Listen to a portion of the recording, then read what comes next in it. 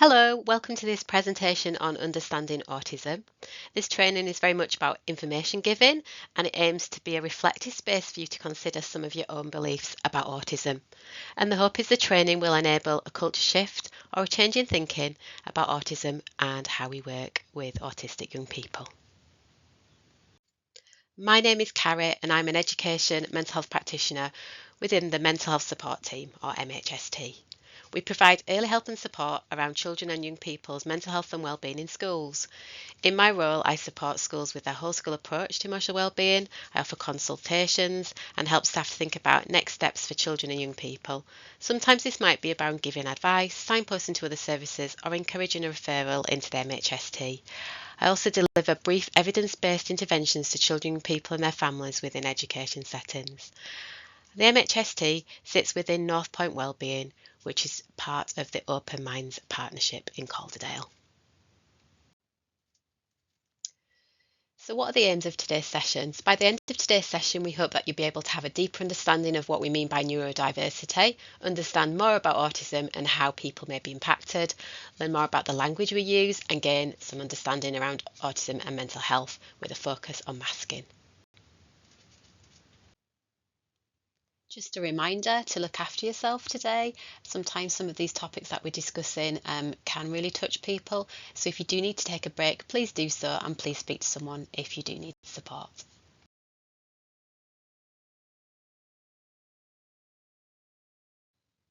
So before we talk about autism specifically, it's really important for us to start with the idea of neurodiversity as a whole.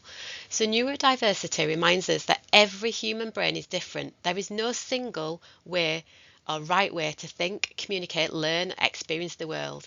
Instead, our brains all work in unique ways, and this natural variation is part of being human. Understanding neurodiversity helps us to reframe our mindset. Instead of seeing differences as problems or deficits, we recognise them as part of someone's identity. This shift helps us to move towards acceptance, inclusion and support, rather than thinking and trying to get everyone to fit into a single pattern of what we might call typical. A neurodivergent person is someone whose communication, interaction and perception or processing works differently from what society expects. So this could include autistic people, those with ADHD, dyspraxia, dyslexia, Tourette's and more. But what we've got to remember is every person's profile is unique. And by understanding neurodiversity, we can better appreciate strengths, reduce stigma and create environments that support different ways of thinking and being. Autism can often be occurring with other neurodevelopmental diagnoses such as ADHD, and in fact a co-diagnosis was not actually recognised until 2013. Studies such as Leo et al. Have found that ADHD prevalence rate amongst autistic children could be between 37 and 85%. So when someone is both autistic and ADHD, their brain can work in a way that blends the traits from both neurotypes. This can make their experiences quite different from someone who is only autistic or only ADHD. Here's an easy way to understand it. So when we're thinking about attention and focus, it can be more variable. Autism can bring a deep focus on interests, and ADHD can bring difficulty staying focused, especially on non-preferred tasks. So together this can mean that the hyperfocus at times, so being very absorbed in things, and being distracted at other times. So there's a big difference between what they can do and what they can do consistently. In terms of social communication, differences might be more complex, so autism affects social understanding, processing, social cues and communication style, whereas ADHD affects the impulse control and turn-taking. So combined, it could look something like wanting to connect but struggling more with timing, interrupting without meaning to, missing social cues, whilst also reacting quickly. So it's important to remember everyone sort of is different in the way they respond to things, but thinking about things in this way can be really helpful. So sensory needs may be stronger with both ADHD and autism and can affect sensory processing. So young people may be more sensitive or undersensitive to noise, touch, movement or light. They might need movement itself, so they might be fidgeting, and that helps them to stay regulated. being overwhelmed, they can become more overwhelmed more quickly in busy environments. So emotional regulation can be harder. Autism may bring difficulty identifying emotions or changes in routine. And ADHD may involve sort of like quick emotional reactions together. So it could mean big feelings that build up quickly, difficulty calming down, and needing more support to regulate.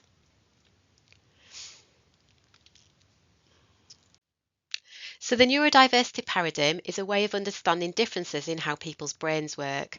It suggests that neurological differences such as autism, ADHD, dyslexia, and other neurodevelopment differences are natural variations of the human brain rather than disorders that need to be cured.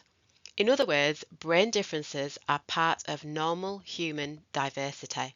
And when we talk about neurodevelopmental differences such as autism, we often approach them through what we call the medical model. So, the medical model, which is also reflected in diagnostic frameworks like the DSM-5, tends to be more deficit-based, and it focuses on identifying difficulties, impairments, or areas where a person does not meet what's considered that typical development. This approach can be helpful in terms of accessing diagnosis, services, and support. However, sometimes it can unintentionally frame the individual as something like someone that needs to be fixed or corrected. So, the neurodiversity paradigm offers a different way of thinking. It's a strength-based model which recognizes that all humans are unique and individual, and no two brains are the same. It acknowledges that some people have minds, brains, and bodies that work differently from the majority, and that these differences are like a natural part of human variation. So rather than asking how we can make someone more typical, the neurodiversity approach asks how we can better understand and support people. And importantly, it's about accepting neurodiversity, and it does not mean ignoring challenges. It still recognises that support may be needed, and it recognises that some environments are not designed for neurodivergent individuals in mind. We're not thinking about them and their needs, and that can create barriers. So the key difference is that the focus shifts from changing the person to adapting the environment, so building on strengths and providing the right support so that they can thrive. So ultimately, it's about acceptance, understanding, and creating inclusive spaces where all young people can feel valued for who they are. I would encourage you to pause at this point, and in the notes section, we've got a link to a short video on neurodiversity. In the next part of this presentation, we're going to be looking at the use of language in autism. So when we're thinking about the language we use when we're talking about autism, here is some helpful and unhelpful ideas. It's worthwhile thinking about that this does change over time, and you're probably aware of that. So at the time of recording this in 2026, this is the language that we were using mainly, but everyone has like an opinion of sort of what language that they prefer. So it's often important to speak to a person themselves as to how they might want to be identified. This information comes from the National Autistic Society. So here we talk about like the autistic child, the person who's autistic, being awesome, being a part of them and part of their identity, rather than saying the person with autism. And we say they have a diagnosis of autism rather than suffers with autism. This bit can be really important, thinking about a young person being on the autistic spectrum, rather than saying that everyone's on the spectrum somewhere. Saying that can be quite offensive to some autistic people, because they feel like it devalues their experience and their difficulties of being autistic. So thinking about like someone might, yes, have some autistic traits, but not have like them in all the different areas that we see in terms of autism. So we don't use the words normal. We might say not autistic, non-autistic. We might use the words neurotypical, and the same in terms of the words neurodivergent. We talk about it being a difference rather than a deficit. So you'll notice some of the language we say autistic spectrum disorder. So sometimes people see that as being like a medical model and thinking about it being deficit. We talk about differences here. We also talk about like everyone, autistic people have strengths and challenges rather than they need help with. An autistic person with high or low support needs. So previously we talk about high-low functioning autism, mild severe autism. That's really difficult because people have a whole profile. So some things that they might find difficult and some things they might find really difficult. So it's really hard to put it and say high-low functioning. So we tend to not use that now at all. You might want to take some time now to look through these words, labels, and have a think about what might stand out to you, what you feel might be particularly unhelpful, or what words make you feel uncomfortable. And moving on now to think about an overview of autism. So thinking about autistic communication, so communication, as we know, can be bi-directional, so it takes two people to communicate. And evidence shows that autistic people can be very effective in communicating, particularly with other autistic people. So when we think about autistic communication, it can be useful for us to start thinking about a concept known as the double empathy problem. So this phrase was coined by Damien Milton in 2012, if you do want to look more into it. So what it looks at is thinking about traditionally that communication differences in autistic people were described more as deficits, but the double empathy problem reminds us that communication is actually a two-way street. It's not that autistic people struggle to communicate always, that it's more that the autistic and non-autistic people might communicate differently, and both groups can find it hard to understand each other's styles. So instead of seeing these differences as problems, we recognise that autistic communication is just as valid, meaningful and effective within autistic communities. And when we understand these differences, communication between autistic and non-autistic people can improve dramatically. So let's think about some common autistic communication styles. Say we've got like little to no eye contact. So it doesn't mean someone isn't listening or engaged. And for many autistic people, eye contact can be overwhelming, distracting, and really difficult for them. So we might find that we're communicating more in parallel rather than face to face. So we might be sitting side by side, and that might feel more comfortable. Thinking about that visual or literal communication. So some autistic people might prefer clear, concrete language and visuals. So it's not a limitation, it's like a strength in clarity and precision. They might like that honesty and fairness. So autistic communication often values directness and truthfulness, and this can be refreshing and help to avoid misunderstandings. Being on time, so timelessness and predictability can be important to people. And it can show sort of that respect, reliability, care, certainty. In terms of speech and body language, they might not always match. So the tone of voice, facial expression, or body language might not align to like expected norms, what we might be expecting. So it doesn't reflect the person's intentions or emotions, but it can sometimes be misunderstood. But it's simply a different communication pattern. Absolute accuracy can be important to people. So using the precise use of language, autistic people may correct details. And the way that they're doing that is not to be difficult and not to cause argument, but because accuracy can really help to reduce their confusion. Speech may not always be used, so communication can shift depending on stress, environment, tiredness, sensory load. So it's always remembering whenever I'm speaking about any of these that everybody's different. So some people might manage this, show this in a particular way, but everybody's different. Sometimes people may use fewer words, prefer gestures, typing, cards for communication. So they're all completely valid and effective forms of communication. So when we recognise and respect these communication styles, we can really reduce that misunderstanding on both sides. So that's what the double empathy problem is encouraging us to do, to see communication not as a deficit, but as something that's different and equally meaningful. So what we know is that autistic communication is more direct, can be more framed around information exchange, and can involve information dumping.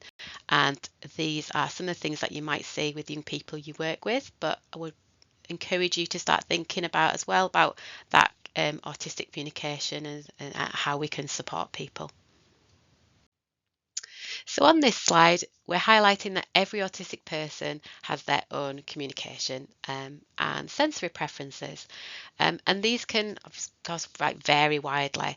And because of this, one of the most important things we can do as people who work in education is to ask, observe and listen so we can understand what works best for the individual we're working with. So autistic young people may also experience significant sensory differences, which can directly influence how they communicate and how comfortable they feel in different environments. So we often talk about two types of sensory differences. So these are hyposensitivity. So this means being undersensitive to certain sensory inputs. So for example, a young person might seek a lot of movement, touch, pressure in order to feel regulated or grounded. And then we have the hypersensitivity. So this is the opposite. So this is about being oversensitive to sensory inputs. So a sound, smell, texture, light, like when you've got like tap stripping, bright lights this might not affect some people, so it might be mild, not bother them, but for others, they might find it overwhelming, unable to concentrate in class. It could even be painful, extremely distracting. So both of these sensory profiles can affect how someone communicates, how much capacity they have for interaction. So if they're in that new environment, they've got these things going on, sensory things, that can affect their communication too. So it's important to recognise that noise can be a huge barrier to communication. So in a busy classroom, corridor, waiting room, it might be much harder for an autistic young person to process language, organise thoughts, respond verbally. So sometimes we might think that they're not engaging, but it could actually be that sensory overload. So when we support autistic young people, tuning into their sensory world isn't like extra, it's an essential thing that we can be doing to support them. So understanding their communication, sensory preferences can allow us to create an environment where they thrive, they can connect and feel heard. So we're now moving on to think about something called monotropism. I would like to encourage you to look at the notes section for our video that we've attached on monotropism called the Autistic Advocate. So if you'd like to watch that now and pause the video before I start going through this slide. So moving on to this slide now, if you've had a chance to watch that video. So monotropism is the theory that helps us to understand how autistic people process the world. So it's describing a cognitive style where attention is naturally drawn towards a small number of interests at a time, and it can create what we call the autistic flow, a state of like deep engagement, focus and enjoyment. So it can be incredibly positive, it can bring joy, sense of purpose and support very deep concentration for a person. But it's also important to understand how we can work with that flow and support people rather than go against it. So there are a few key things that we can do. So allowing time for autistic young people to engage in their interests or flow state. So these interests aren't a distraction, they're often central to their well-being, learning and self-regulation. So thinking about this within a school setting and how you might do that. So that could be like once something's complete, can they do something that's around their hobby?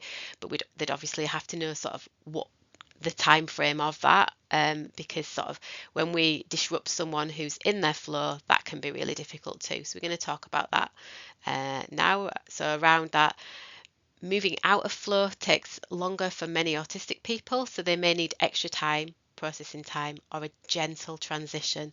So even like if you've got like a picture timer to sort of help, so they know how much longer they've got left of doing what they enjoy.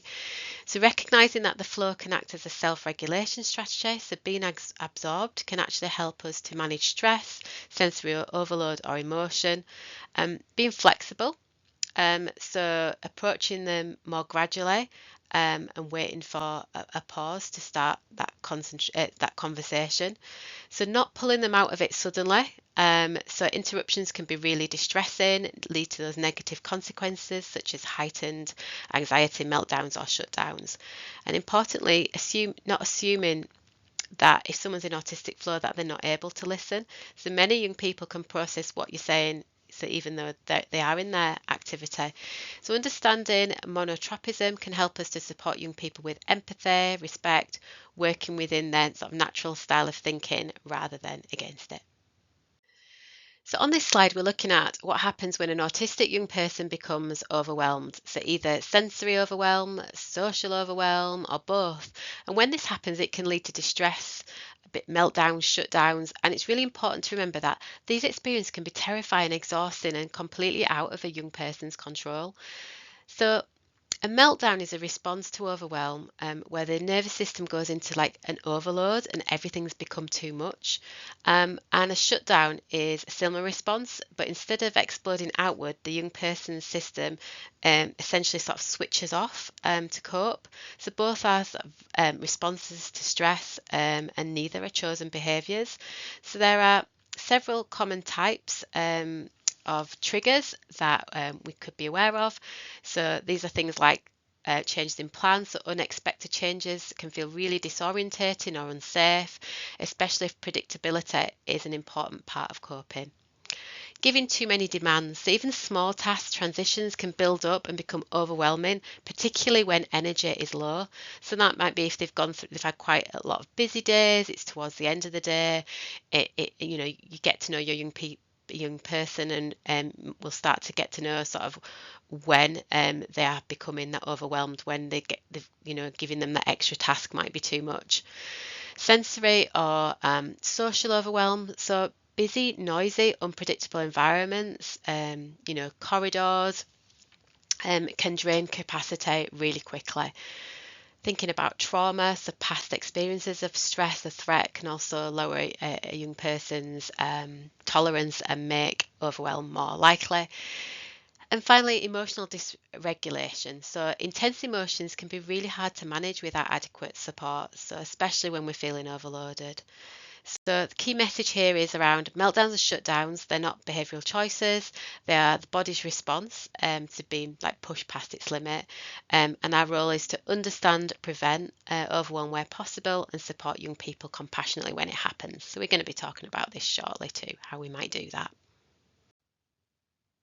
Looking at meltdowns and shutdowns in a little bit more detail here, to sort of emphasise it and the differences. So here we've got meltdowns, so that might include more shouting, self-injuring, sort of more aggression. It might be around trying to get to a quiet, safe place. They might go to a small space in school, hide under coats, just trying to regulate themselves in the best way that they can.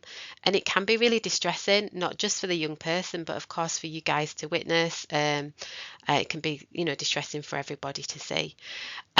Shutdowns, so that might be more when you see someone who's quiet and withdrawn. So it might be that they are finding it really hard, more unable to respond to communication, and may find it difficult to remove themselves from that situation. And both of these areas are where we might be sort of supporting a young person to regulate. We're going to talk about that shortly. Before we talk about stimming, I wanted to recommend that you watch a video now on the window of tolerance by a lady called Pooky Knightsmith. She is an incredible advocate for autism. She's autistic herself. If you get a chance to watch her YouTube videos, be part of any of her groups, she has a real useful way of explaining autism and different strategies. So, do take some time to look at that window of tolerance, because it talks through that emotional regulation and how we can help a young person. So if you'd like to pause the video now for that, that would be great. So thinking about stimming, which is often a misunderstood part of an autistic experience, and it refers to repetitive movements, vocalizations, or even like repeated thoughts. It can also involve objects, so we might be tapping, spinning, fidgeting, rocking, humming, repetition of words, and it can be really useful for young people. To do this to help them to regulate, and they're usually not optional, and they play that vital role in helping the nervous system to stay regulated. So it can be a powerful self-regulation strategy. It can help us to manage emotions, reduce stress, and provide a sense of comfort and grounding. And for some young people, it's how they cope with sensory overload or intense situations. Stimming can also be like a form of communication or expression. So the type or intensity of a stim can reflect how the young person's feeling. So it could be that it's not always like they're like overwhelmed. It could be that they're really excited. So you might see them tapping a lot when they're excited, overwhelmed, anxious, focused, joyful. And when we pay attention, stimming can help us, that give us valuable insight into a young person's internal state. And another important part is thinking about stimming around, that helpful sensory input. So the sensory feedback can distract a person from overwhelm and help them feel calm and connected. So it could be deeply pleasurable and enjoyable, but sometimes it might be self-injurious, such as hitting or biting. And when this happens, it can be often a sign of like significant distress or overwhelm, or where they are really dysregulated. And the focus at this point, it should be around that understanding and supporting that young person's behaviour, of course, not around like stopping that behaviour as such. But of course, when it's self-injurious, it becomes that much more difficult, so we're trying to help to calm them as well, whilst also it can be distressing for us to actually witness what's going on. So because stimming is so important, autistic young people need that space, freedom to stim safely. So it might be that if they're using a stim that's more dangerous, we might try and support them with other stims, and this is where in schools we might be supporting with like sensory tools to help with that regulation. So getting to know your young person, getting to know what supports them is really useful at this point. So autism in girls can be harder to identify in comparison to boys, because girls often show a different profile of autistic traits, and this can be partly due to social expectations, but so due to the masking, and partly because their strengths can often hide their challenges. So this diagram can help to illustrate some of the common patterns we might see. So it's like a circular wheel with statements placed around the outside, each one representing a feature that may be more commonly seen in autistic girls. So starting at the top and moving around clockwise, thinking about autistic girls could have sort of less repetitive behaviours than males. So they may look like they're managing more socially than males.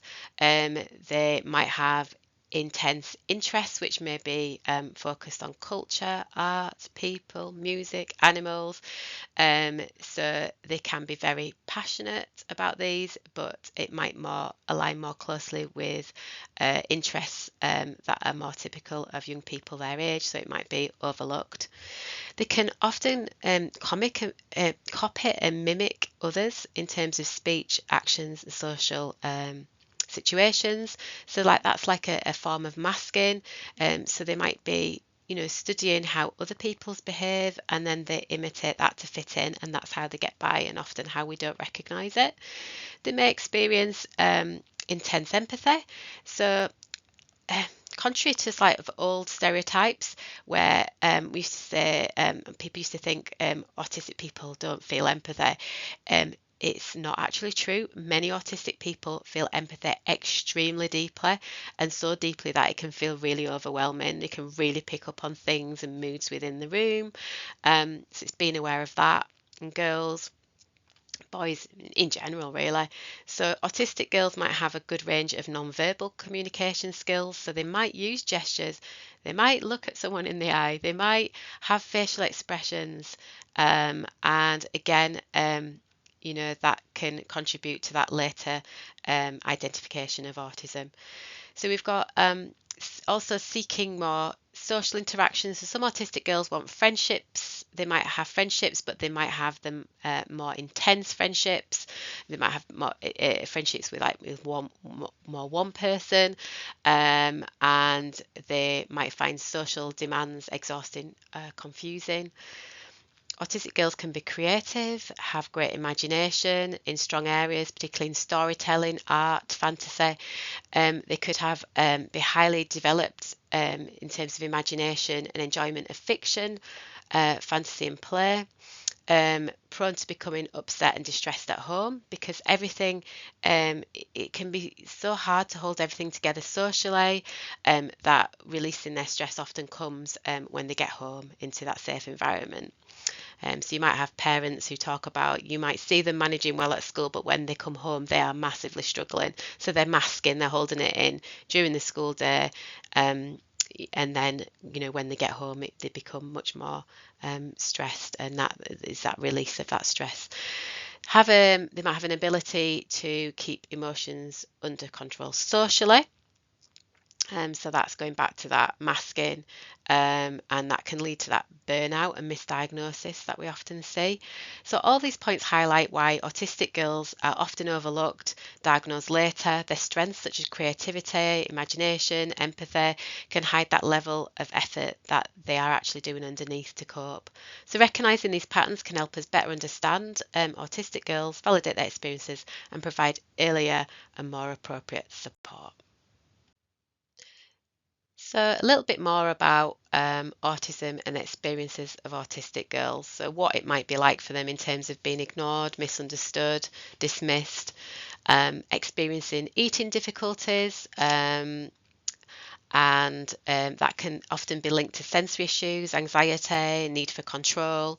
Many autistic girls describe feelings of worry, shame, guilt, especially when they're sort of struggling to manage the demands of the world outside them, world around them even, despite they're trying so hard. This can lead to anxiety, depression, low self-esteem over time, and they might feel that they don't fit in, even when they desperately want connection. They might miss social cues, and then that might lead to an increase in self-consciousness and make social situations even more challenging. And these experiences remind us of the importance of that early understanding and support for autistic girls, and helping them to be themselves without that sort of pressure to mask. We're now going to consider autism and mental health. Please take some time now to pause the video to watch our video, which is in our notes, around with a link about walking in my shoes. Most autistic people will experience mental health difficulties at some point in their lives, with around 40 to 50% receiving a diagnosis of anxiety. About 15% also have a learning disability, which can influence how support needs are understood and met, and a significant factor can be what we call alexithymia, which affects between 40 to 60% of autistic people. And this is where it makes it harder for autistic people to identify, describe, interpret emotions, which can have a big impact on emotional regulation and mental health. So when we're talking about the alexithymia, it's a difficulty with identifying your own emotions. So not knowing when you're sad, stressed, angry, or finding it difficult, and find it difficult to describe feelings in words, understanding like those body signals that we might have, like stomach tension, heart racing, headaches, that might be linked to those emotions. We also know that the rate of eating disorders are higher in the autistic population. So we know sort of studies have suggested between 4 to 23% of people with eating disorders are autistic. And finally, when we're thinking about data, we could think about 1 in 4 autistic young people experience suicidal thoughts, and 1 in 10 attempt to take their own life. These figures underline how essential it is that autistic young people receive understanding, tailored support, and environments that reduce overwhelm rather than contribute to it. I'm now going to go through some ideas around further support should you need to reach out, as you might want more information around some of the topics we've discussed, or support for a young person that you're working with. So I'm going to go through those now. So as I said at the start of this presentation, I work for Northpoint, which is part of the Open Minds Partnership, and this includes different services in Calderdale which offer different kinds of support. So there's some examples here. So Open Minds itself has a wonderful website with a plethora of resources on there. So you can find details on like more urgent help. You can signpost parents to this, young people to this, and of course yourselves. And it's got links to lots of different areas of like support services, and also information on different mental health topics. You've got Time Out and Healthy Minds that also offer guidance. There's a website there for you. Noah's Ark in terms of counsel, it often like more the counselling side of things and support. The Brew Project as well, so that's creative therapy and therapeutic support, and Couth, an online anonymous counselling service. And just drawing your attention to urgent mental health support. So when we're talking about this, we're thinking about where an individual's thoughts or behaviours are putting them at risk of harming themselves or others, and they might require immediate support or intervention. So there's 2 lines here, and we often give these details to parents. So if we're thinking about the sort of out of hours support, we've got a crisis line here, and also night owls numbers. Some information here for you on neurodevelopmental referrals. So some frequently asked questions around what information is useful to provide in a referral, and also what happens once a neurodevelopmental referral is given to Open Mind CAMHS. So what we would suggest is that you detail any risk, and if you have emotional wellbeing concerns as well around that young person within that referral, and also the referral will guide you through some questions around what the referral is for, so like autism, ADHD or both. And then once we've received a referral, we will send out NDQ, so neurodevelopmental questionnaires, to both school as well as parent and carers. It's worthwhile noting as well that if those are not returned within 4 weeks, then the referral is often closed. Some information here on the right to choose. So that's the patient's choice for neurodevelopmental and mental health care. So what we're thinking about here is where individuals may choose providers in or outside of Calderdale.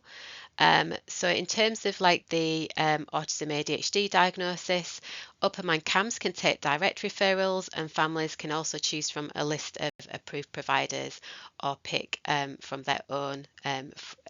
So if they pick from their own, approval might need to be sought. So looking at a referral for the neurodevelopmental pathway for an over 5.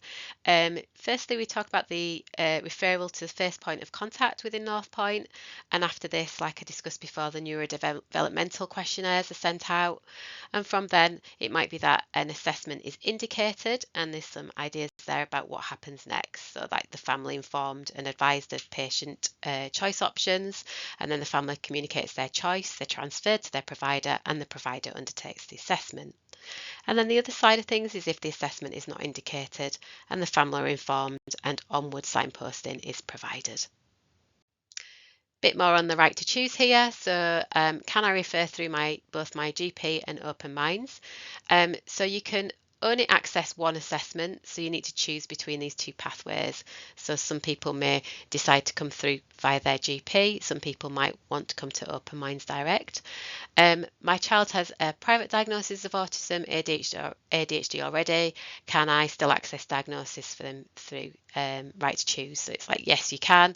And also further questions here on recommending which provider which is best for my child. So whilst we can't recommend, we can give you some information about providers to help you to choose. And why do I need to choose a provider? Aren't they the same? So patient choice was designed to give people more control over the healthcare, and families might make a provider choice due to their location, reputation, familiarity, times they can attend the appointment, etc. If you do need more support or help guidance around neurodevelopmental Right to Choose, we have a Right to Choose navigator. So this is their details and contact numbers. You can also refer directly to this on this website link. We do offer Silver Cloud, which is our digital mental health support. So we currently offer 8 programs of mental health support. This is free and it's minimal wait times, and it's suitable like early intervention for children and young people experiencing mild, moderate anxiety, low mood, autism, ADHD we've got on there, and it can be for some young people, and it can also be for their parents too, depending on what the course is. So there's some information here. If you want more information, please see our website, or please look at or please telephone our first point of contact here. Some more useful links for you to look at of other agencies. So I'll just leave that on here for you to look at for a moment.